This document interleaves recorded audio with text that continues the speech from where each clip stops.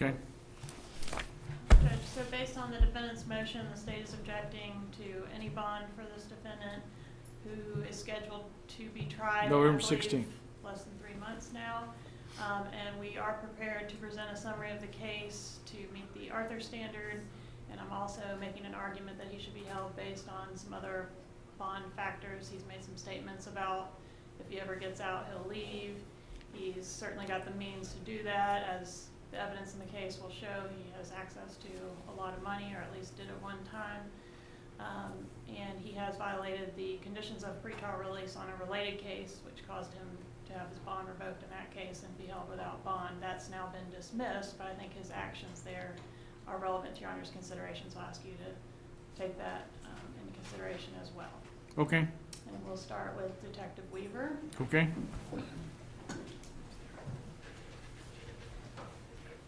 Solemnly swear or affirm the testimony you're about to give be the truth, the whole truth, and nothing but the truth, so help you God. I do. All right. Be seated.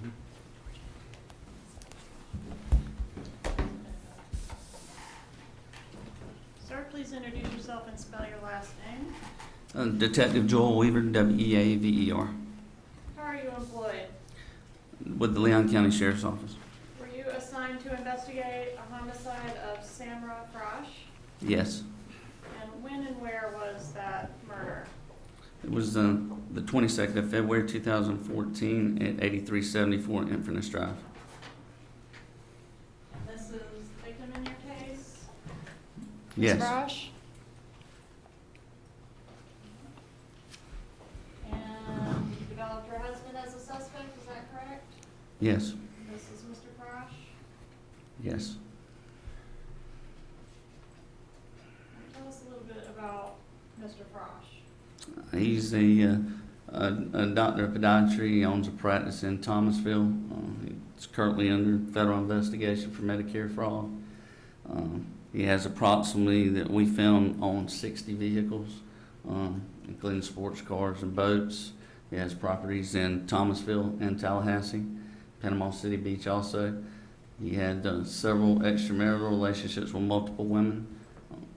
Within 2 months prior to the murder, defendant had one of the women staying in the marital residence with him during a time period when the victim was not there.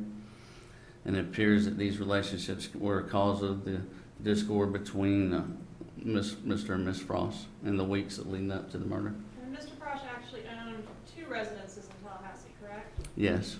Right, and one of them was the Inverness Drive residence where the murder occurred, or where the body was located? Yes. Tell me a little bit about the history between Mr. and Mrs. Frasch. They met in France in 2006 and were married in 2009. They have 2 twin daughters, Hira Frosch and Skyna Frosch. They share primary residence at 8374 Inverness Drive. And the investigation revealed that the defendant and victim had a tumultuous relationship that involved law enforcement on different occasions. All right, you said the girls were twins, or are they? No, just daughters. What were the ages of the 2 girls at the time of the murder? Hira was, I believe, 4, and Skyna was like 10 months, 9 months. So neither of them were able to give a statement in the case? Correct. Tell us a little bit about the interactions with law enforcement in the, I guess we've got a couple, well, maybe a year leading up to the homicide. In July the 14th, there was a domestic disturbance that Mr. Frost reported that the victim had rammed his vehicle with her vehicle. Then on the 31st of July 2013, there was another incident where Mr. Frost reports that he was battered by Ms. Frost. And on the 30th of August, there was another domestic battery report that was taken where it was reported by Mr. Frost that the victim had battered him by scratching and punching him. And the victim claimed that the defendant was the abuser and had faked the injuries to support false accusations against her. On 8/31/2013. Let me stop you there and ask a question. Can you tell us a little bit about her? She was French, correct? Yes, All right, so how was her English? it was not very good. But she did articulate on at least one of these days when law enforcement responded at Mr. Frasch's request that he would frequently threaten to frame her for various kinds of criminal offenses. correct? Yes, All right, and most of these law enforcement interactions were initiated by Mr. Frasch, correct? yes. Okay, tell us about the next one, which I think is, let's see, let me go into the next slide. So burglary, From September 3rd, 2013, Mr. Frost reported that clothing, firearms, cash, and jewelry was missing, and suspected Miss Frost was responsible for the missing property. okay. And Judge, at this time, I'd ask to move into evidence States Exhibits 1A through 1E, which are police reports, documented incidents we've just discussed. No objection. They're admitted. All right, and next we have a petition for a divorce. Correct? 9/17/2013, Yes, and that was Mrs. Frasch. Correct. Correct. Petitioning for divorce. yes, And in that petition, she alleged that she was a victim of the defendant for assault, battery, and rape, yes, and also that the burglary that we just discussed that he previously reported was actually his doing, that he had staged that. yes.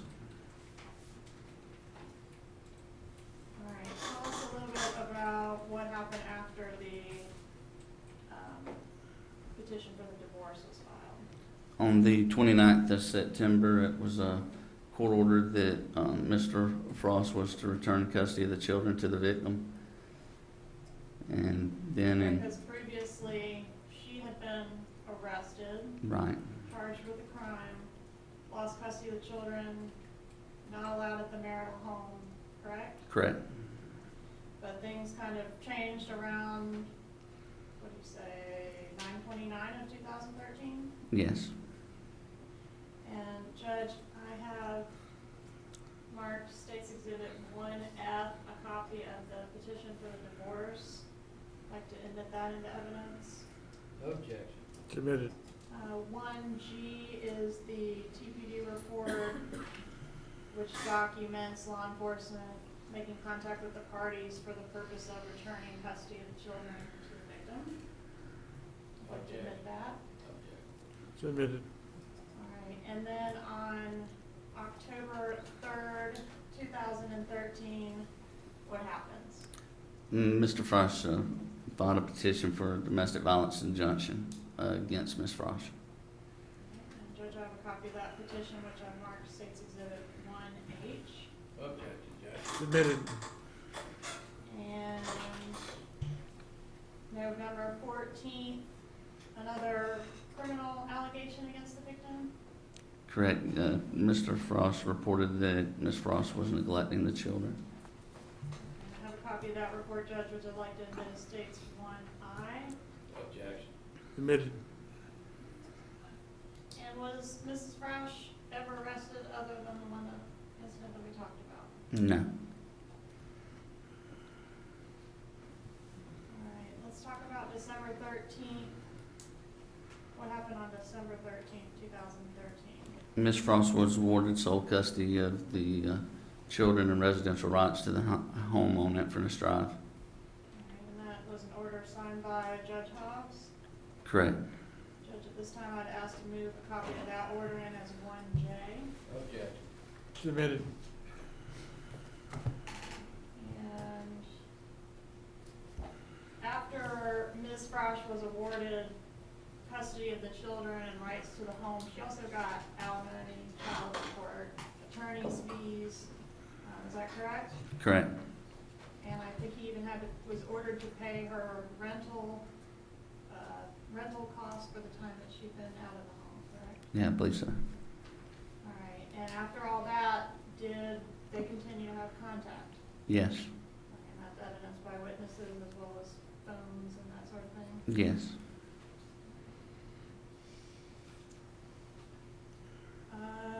Tell us about this road rage incident. How did you come to learn about that? In the investigation, just talking with, it was first brought to our attention by Mr. Gardner that there was a incident involving Mr. and Miss Frasch, and Mr. Frasch trying to run her off the road. Who's Mr. Gardner?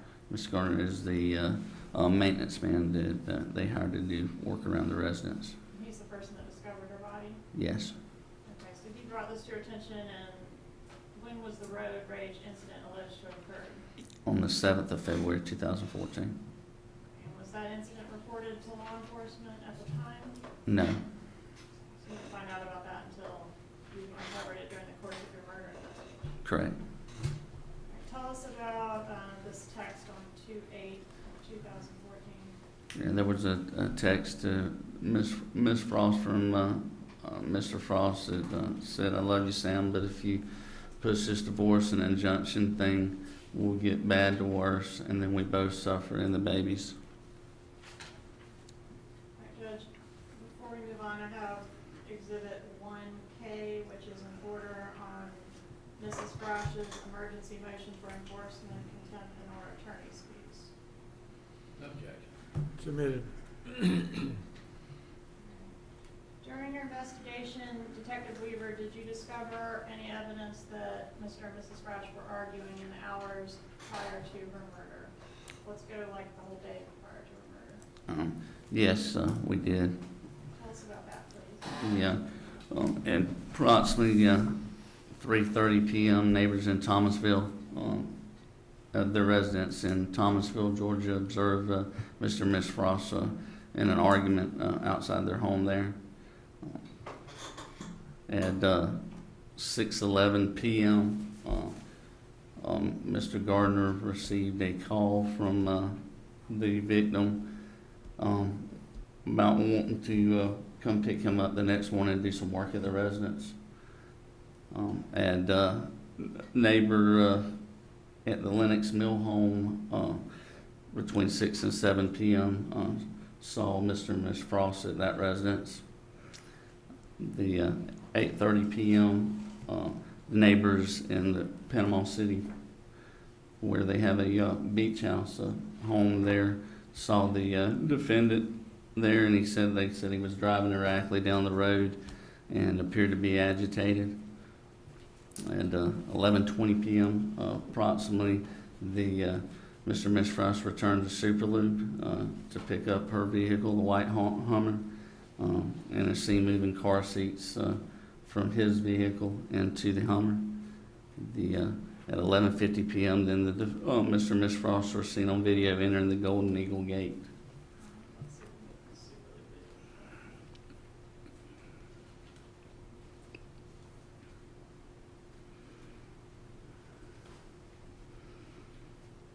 Is that Mrs. Frosch's white Hummer there on the left? Yes.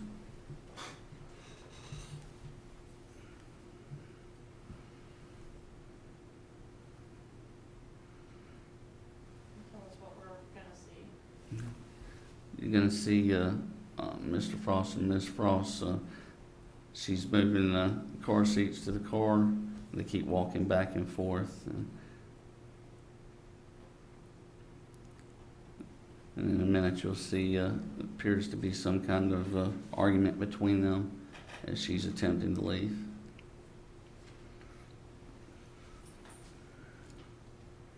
And ultimately, they both end up going to the house at Golden Eagle, correct? Correct.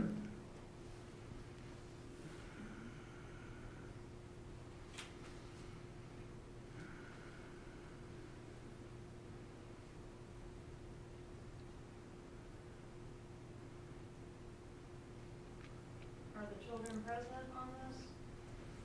Yeah, they're in the vehicles. So are they You're being not- moved from the yeah. black vehicles to the white vehicles? Yes.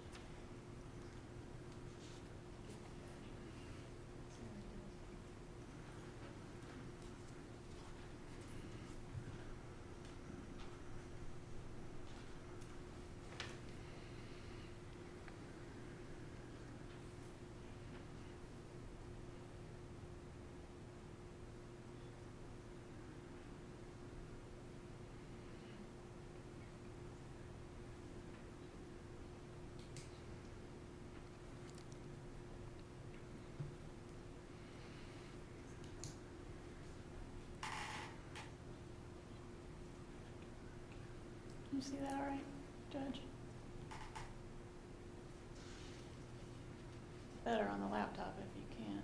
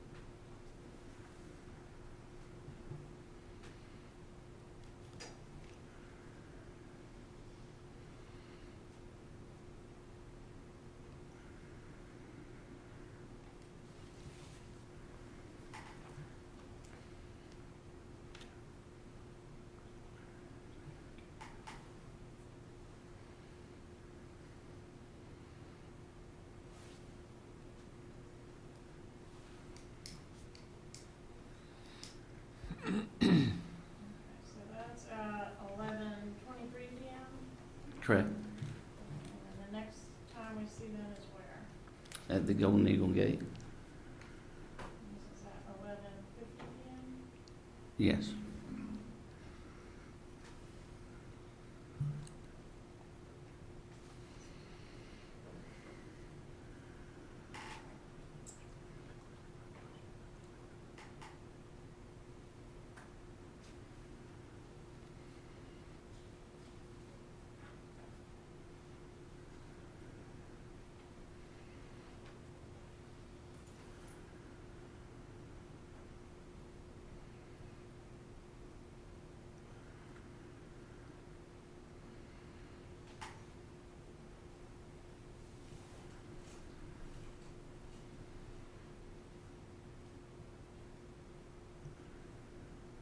How do you get into the gate there at Golden Eagle? There's a keypad or a clicker if you're a resident. And did Mrs. Frasch have a clicker in the Hummer? Yes.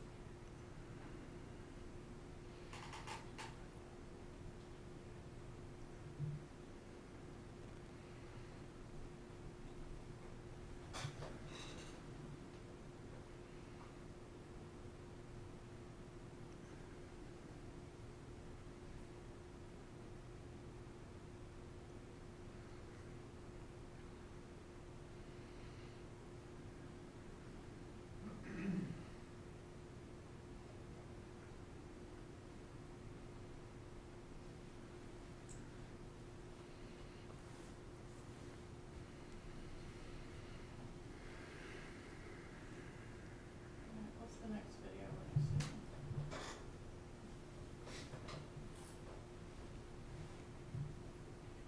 see? That's another angle from Golden Eagle. This is the same incident we just watched from another Yes, camera? yes, ma'am.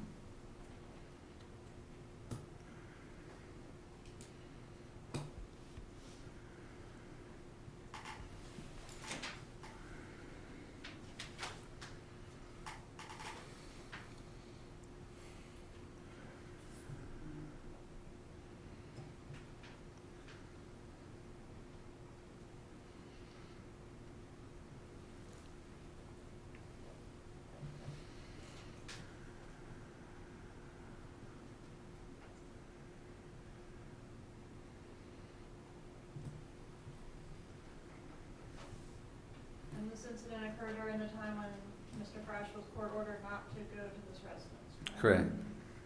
But we know they have been having regular contact. Yes.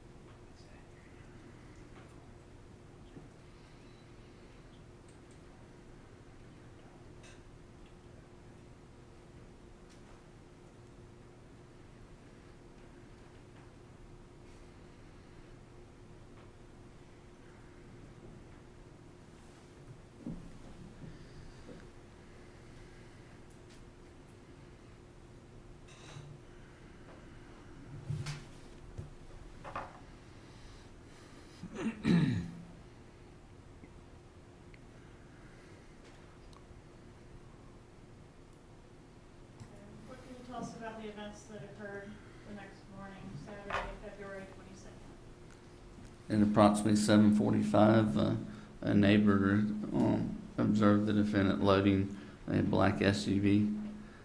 At approximately 8 o'clock, the defendant is seen on video leaving Golden Eagle. At approximately 9 a.m., Ms. Frost fails to show up to pick up Mr. Gardner, and she does not answer her phone when he calls her repeatedly. So he was expecting her to pick him up? Yes. And was it unusual for her to fail to show up? Yes. He wasn't able to get in touch with her, so he decided to go check her. Correct. All right, what happens at 10:53? Mr. Gardner's captured on video surveillance entering the Golden Eagle Gate. And between 10:20 and 11 a.m., a neighbor who was gardening in his backyard saw Mr. Gardner and his son walk into the backyard of the residence and enter the pool enclosure. He then saw both subjects run toward the front of the Frost property and heard one of them yelling, "Oh shit." Between the time that this neighbor was outside, between 10:20 and the time that Gardner arrived, did he report any noises or anything strange happening over at the Frasch home? No. In his view, from where he was gardening, he would have been able to see the pool area of the Frasch home? Yeah, he could have seen going into the screened area of the pool and been able to hear anything going on. But there were some shrubs around the pool. Correct. Okay. All right, but he didn't see or hear anything No. until Gardner showed up and found the body. Correct. All right, and then the 911 call is at 11 a.m. for Mr. Gardner. Yes. Is this the residence at Inverness? Yes. And this is the pool area. Correct. Does this photo and the arrows fairly and accurately represent where Ms. Frosch's body was found? Yes. And what about the arrow with sandals? What does that indicate? That's to indicate where one sandal was found on a ledge just in the pool. How many sandals were found in the pool? 2. Okay, so you've got one, oh, you can't see that at all. Okay, but you got one here, correct? Correct. And then this one's kind of out of the picture. Yes. That's the one you're referencing on the ledge there. Yes, ma'am. Tell us what we're looking at. You're looking at an autopsy photo of Miss Frost. What were the findings in autopsy? The cause of death was blunt head trauma and drowning. And does this photo, which can't see very well, fairly inaccurately depict some of her injuries? Yes, the swelling of the right cheek and the right eye on the right side of her face. So she had an impact to the right side of her head? Correct. What about the left side? There's on the left side, there was a skull fracture and hemorrhaging inside in the brain. And who performed the autopsy? That's Dr. Flanagan. Did Dr. Flanagan indicate whether the skull fracture on the other side of the head was severe? Yes, she did. Right, again, that's terrible, but Judge, if I could introduce my exhibits, you can kind of follow along with photographs of this. State's Exhibit 4 is the house, 5 is the pool, 6 are the sandals, 7, 8, 9, 10, and 11 are from the autopsy. Any objection? Nope. You're admitted. I get to that way.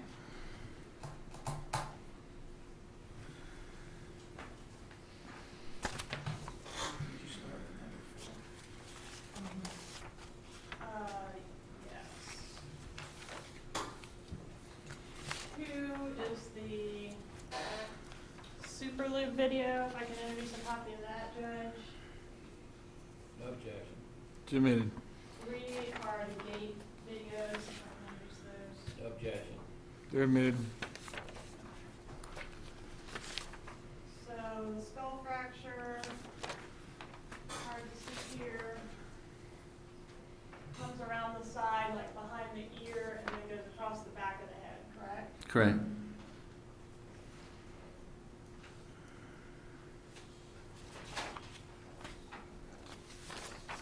Let me start off, which really can't see it very well there.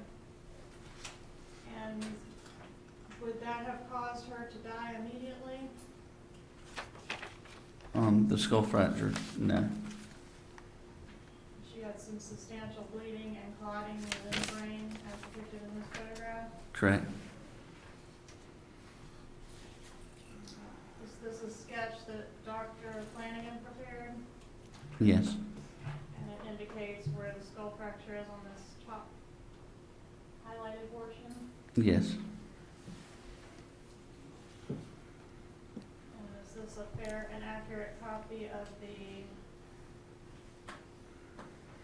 medical examiner's report? Yes. And that indicates blunt head trauma and drowning as the cause of death? Yes, ma'am. Judge, at this time, I'd ask you to admit states 12, which is the medical examiner's drawing, and states 13, which is a complete copy of the medical examiner's You're report. good, Denise. No objection. They're admitted. All right, and did the medical examiner opine as to whether these injuries could have been caused by an accident? Yes, she did.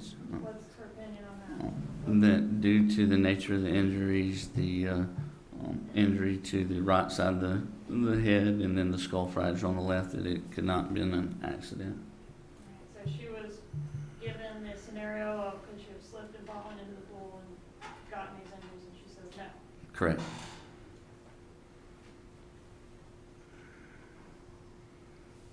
All right, did the medical examiner offer these drawings to sort of show how she believed the injury occurred? Correct. Which is blunt trauma to one side and then hitting or falling into a flat, hard surface. Yes.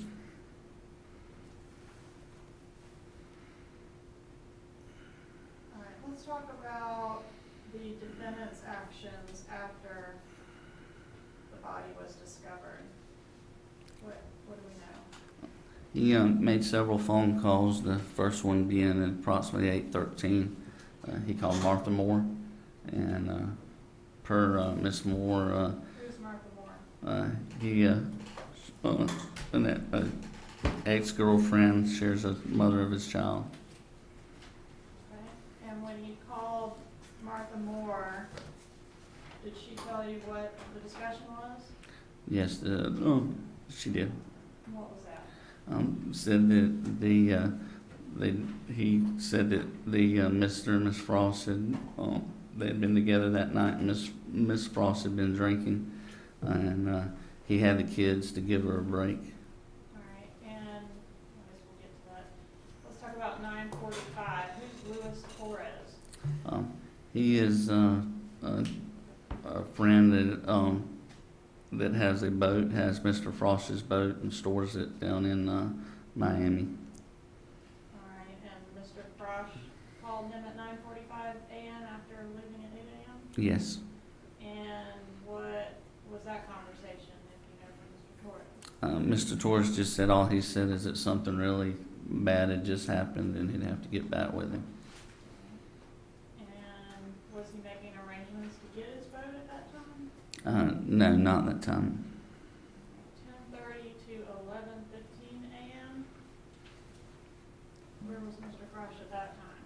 He was at the Wells Fargo Bank in Panama City, Florida, with the children. So based on the time frame, it appears he left Tallahassee and headed pretty quickly to the Panama City area. Yes. You know, he made at least one other stop before at a auto parts store, correct? Correct.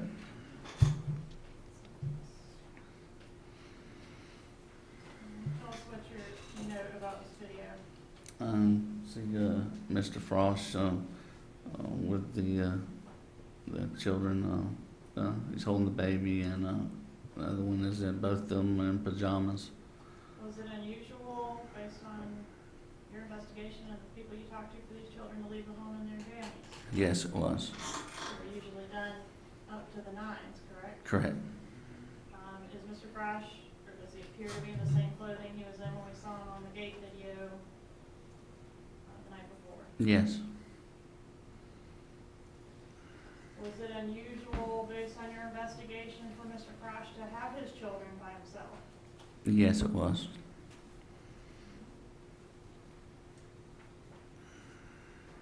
And down at the bottom is the list of people that told you he never had the children alone prior to this occasion? Correct.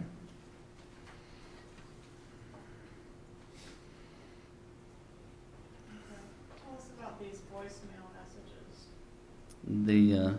The first one was left by Mr. Frost. On Miss Frost's phone, just wanting her to call him. He says, "Turn your phone on. I'm worried about you." And that first one was 11:30.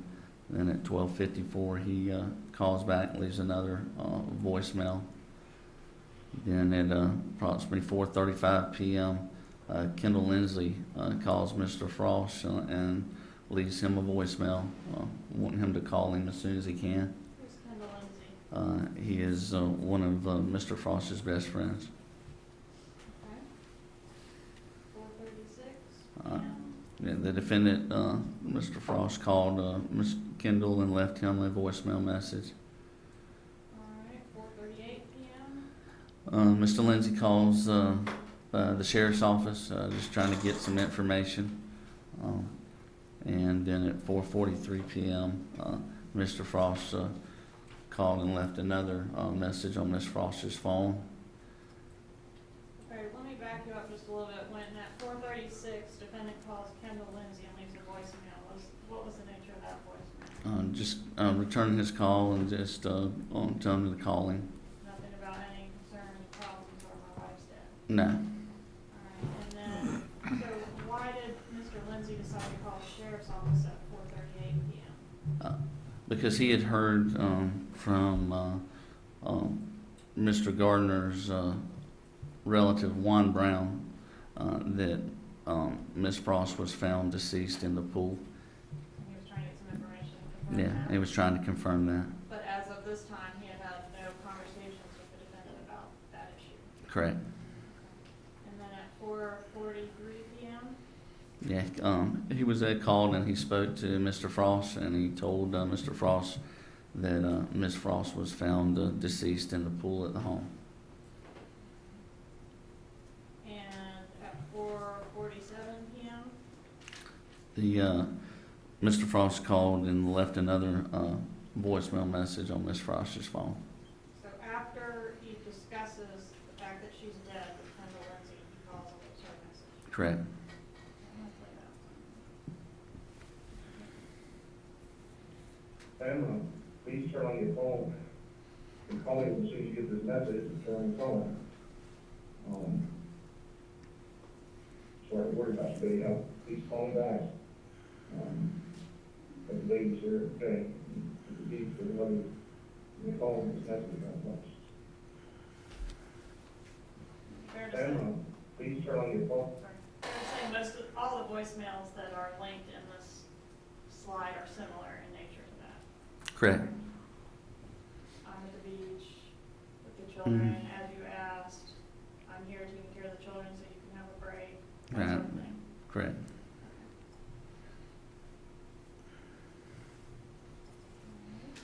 So what happened at 5:13 p.m.? And this is still the day that the body's discovered, correct? Yes, it is. Okay. He was arrested by the Bay County Sheriff's Office for interference with child custody. At the time of his arrest, he spontaneously stated to Sergeant Bagwell there that was this about his wife? Was she dead? All right.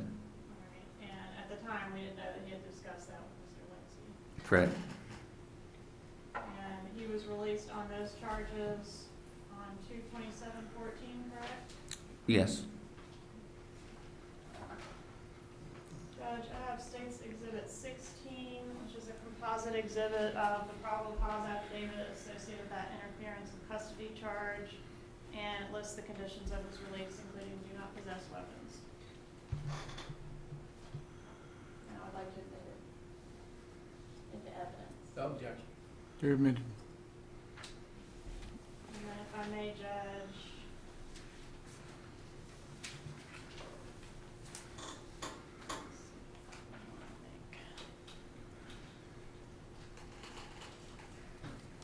The Wells Fargo video, I'd like to admit as State's 14. No objection. Admitted. The voicemails as State 15. No objection. You're admitted.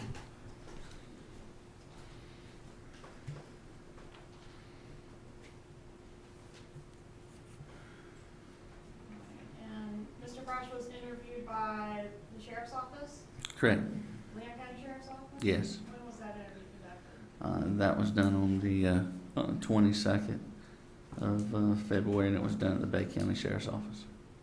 And you can kind of go through some of these statements that the defendant made during that interview. Yeah, during the interview, he said that he was arguing with Miss Frost prior to her murder about items she was missing that she believed he had taken. He continually said that she had consumed 2 bottles of champagne on the night of her death by herself. Can I ask you, did he offer any explanation for why they were in Thomasville and Panama City on the day prior to the death? He had said that she was upset about a purse and some belongings that she thought he had taken, or he may have given to somebody. Somebody, meaning one of his mistresses? Yes, Okay. And so that's why they were going to these other properties to look for these missing items? correct, And he said she consumed 2 bottles of champagne on the night before her death? correct. And did she begin consuming the champagne after they got home at approximately midnight? Correct. And go ahead. Said that they had sex on the night before her death, and said that she woke him up around 4 a.m. and confronted him about evidence she had found on his phone that he was sleeping with other women. So they're arguing at midnight, they're having passionate sex between midnight and 4, and at 4 they're arguing again. Correct. Okay? Said that the scratch that was observed near his eye was caused by his 10-month-old baby. And we're already running late, Ms. Kappelman. I can read. All the officer's doing at this point is reading what's on the screen, and I got 3 other hearings, so we need to pick up the pace. I don't have the PowerPoint in evidence, Judge, and it was designed to assist his testimony, so I can turn it off and you can just testify. Well, I got 3 other hearings that, this was set for an hour. We're already running late, and we ain't even finished one witness. So I got 3 people. Suggest that we reconvene at another time. I advise you, Jay, that there's no way we're gonna be able to get this done in an hour. Judge, I may be of some assistance. Mr. Knowles and I are the 3 hearings this afternoon. 2 of them are competency hearings. We're stipulating to the findings in the report. I don't think All that'll right, take any time. if we can take care of that. I just don't want a bunch of people here waiting. I can sit here as long as we need to get the hearing done. I just don't want people waiting on me. Sure, I just wanted to let you know, I don't think our hearings are going to take more than a half hour total, so. I'm fine with recessing, Judge, for you to handle your other matter. If you can do those in a half hour, let's do that, and then we won't have any constraints. We can do whatever we need to do. Is that all right with Mr. Taylor? All right, let's do that.